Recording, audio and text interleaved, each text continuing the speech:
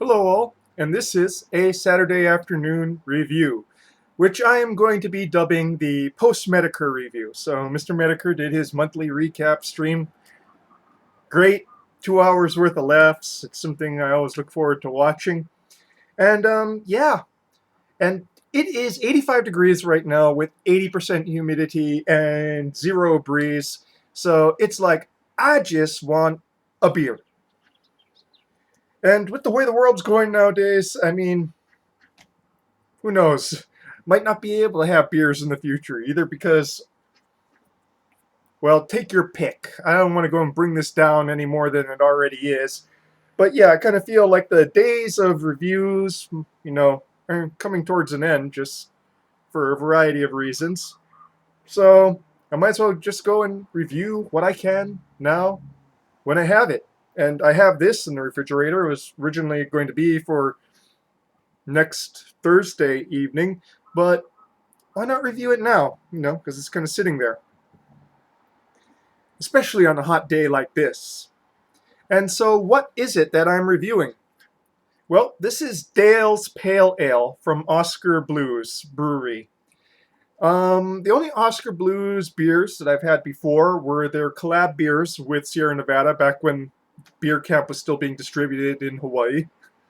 Do they still do Beer Camp? Does Sierra Nevada still do Beer Camp? That was like so awesome.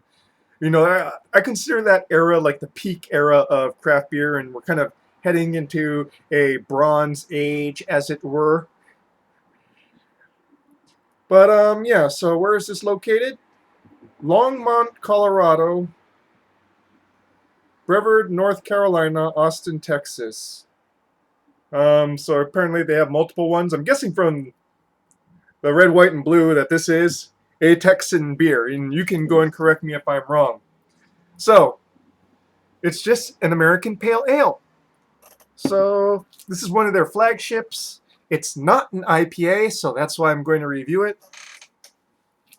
And it's a bit heavier ABV wise than I've seen most American pale ales in the past, which usually clock in at somewhere between 5.0 and 6.0. This is 6.5, which is an ABV I more associate with IPAs.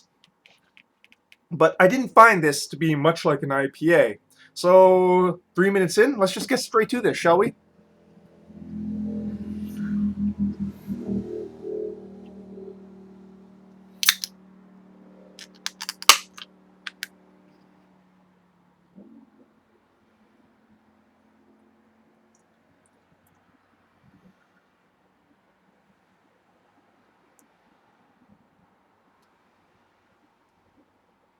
The perfect pour.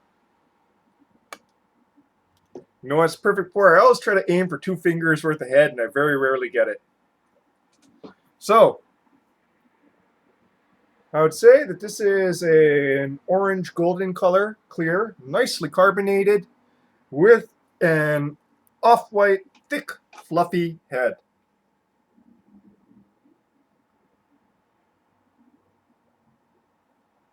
Bready to crackery malts, with some nice floral hopping, with some citrus zest aspects as well.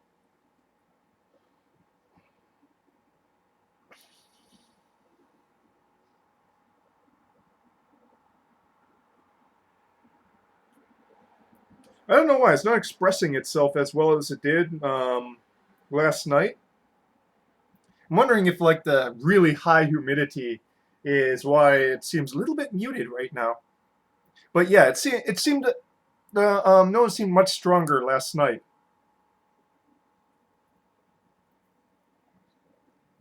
That, or maybe because I just pulled it straight from the refrigerator.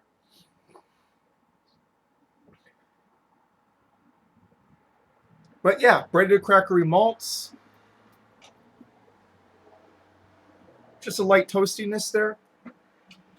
Floral hopping underneath, some citrus zest, some pine needle, but mostly floral. Okay, onto the palate now, shall we?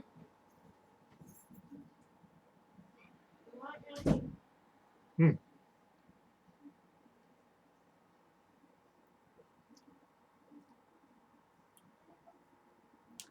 Yeah, that perfect mixture of malts to hops that exemplifies to me a well-made beer.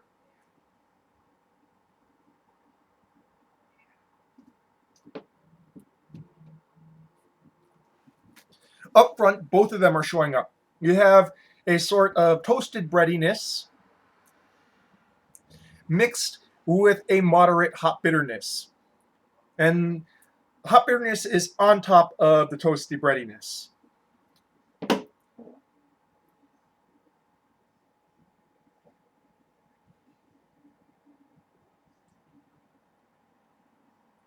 Mouthfeel is fairly thick, with a decent amount of carbonation showing up in the prickle.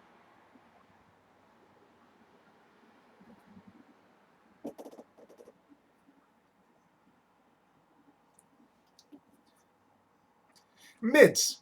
A subtle sweetness shows up,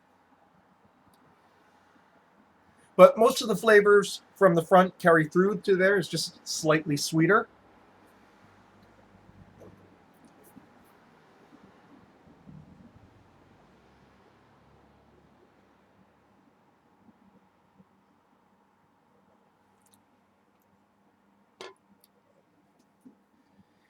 And into the finish, a lightly zesty bitterness from hops persists on the palate, but it's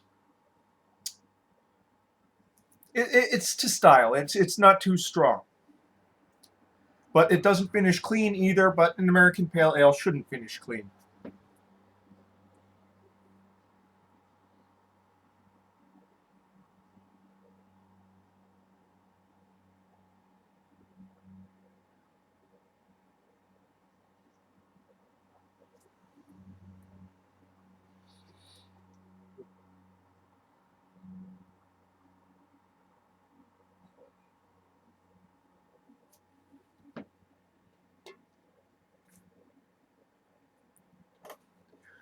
Top note is mostly the same as the nose, though much more of the citrus kind of elements kind of show through.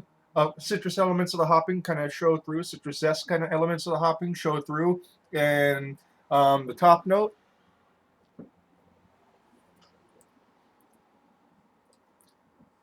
And interestingly, a bit of residual toastiness also shows up in the top note, but not so much on the palate in the long finish.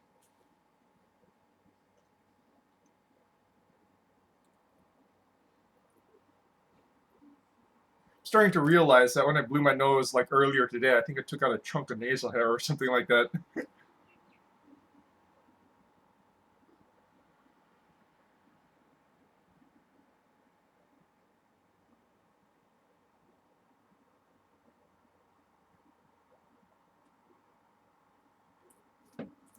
As it warms up, the breadiness is sort of expanding a little bit in the front to mids, but the hops are still very much present, very much there.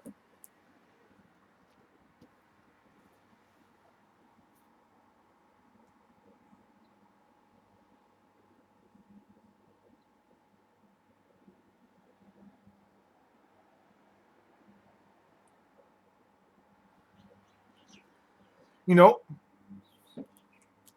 pretty good interplay of the flavors, none really overpowering the other.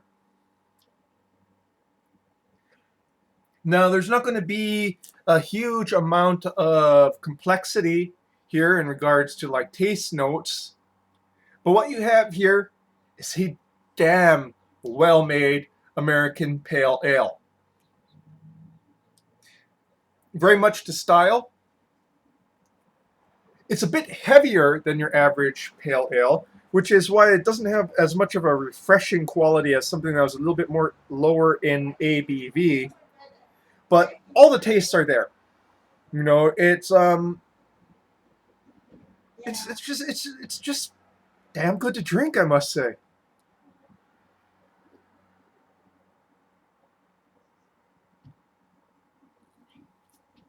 and it hits the spot so well that I think that's kind of why I wanted to go and drink it after the stream. It's just a really satisfying beer. And I really haven't had like a satisfying beer in a long while.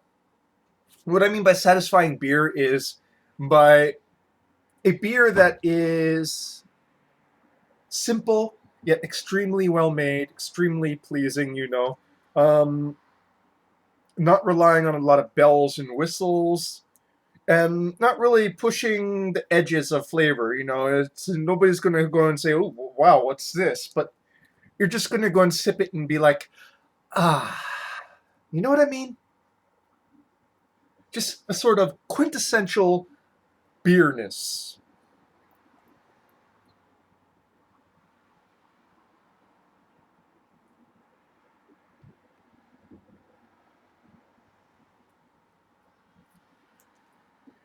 And yeah, this might actually catch up with you because it's 6.5, but it's something that you could really just sit around and drink at like a barbecue or something like that. It's 6.5 though, it'll catch up with you.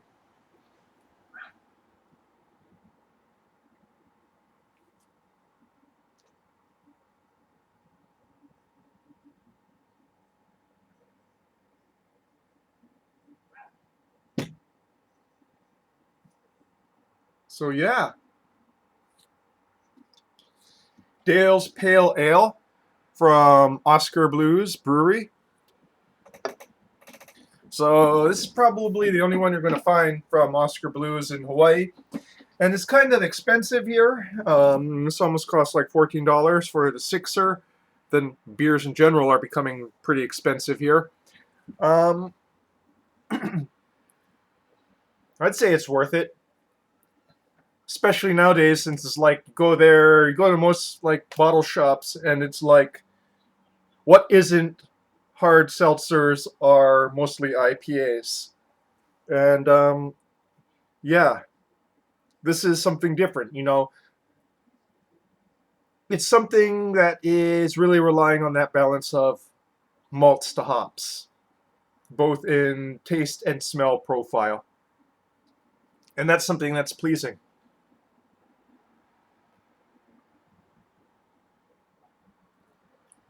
Something I miss a lot. One of my regular for a long while is was Anchor Steam beer, which is no longer distributed in Hawaii.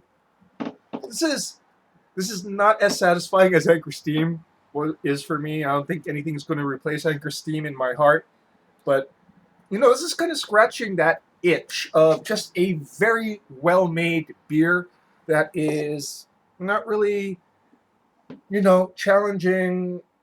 You can turn your brain off when you drink it and still find it deeply satisfying. And that, folks, is your beer review for this afternoon. Cheers.